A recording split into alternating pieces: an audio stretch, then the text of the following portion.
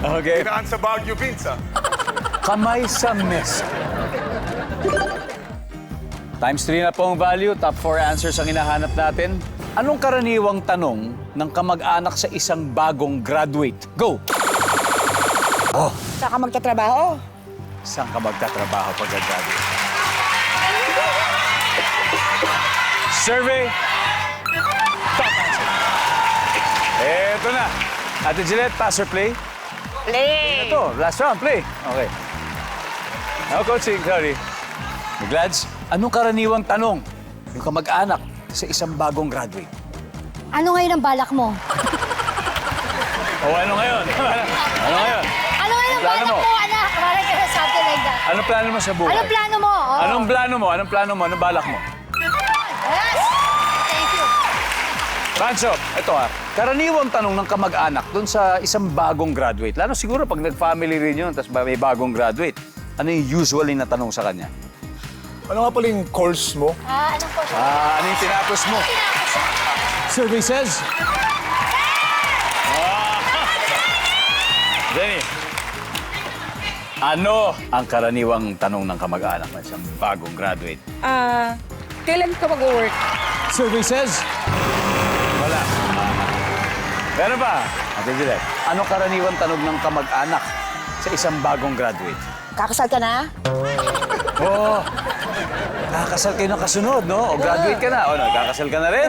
Ikakasal ka na? Wala. Team Felma, usap-usap na kayo. Gladys, back to you.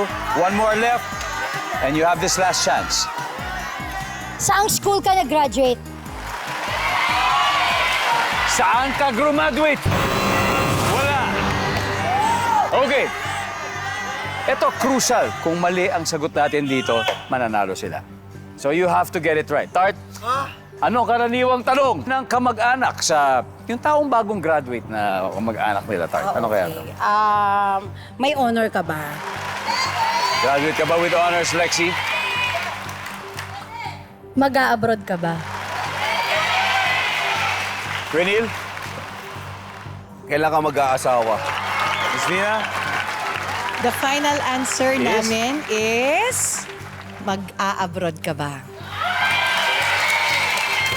Ayoko lang Ang sabi nila ay mag-a-abroad ka ba? Kuya Dong, hindi nga ako nakagraduate. Tinanong ako kung mag-abroad ako eh. Nakagraduate pa kaya? Madalas, di ba? Di ba? Nakagraduate pa kaya? Yes, di ba? Yun na nga.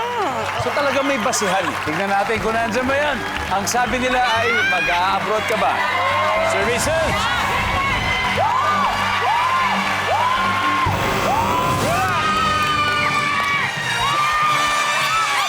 Panalo kayo! Panalo kayo! Panalo kayo! Grabe! Nanalo pa yung zero? Trinabaho ninyo, no? Ayan yung tawag na, kayo ang nagsaing, iba ang kumain. Pinahirapan kayo itong number 3 na to. Ano kaya? Ano kaya yan? Honors! Yes! But anyway, guys, congratulations. Ang ating final score, Team Hazel 264, Team Thelma 250.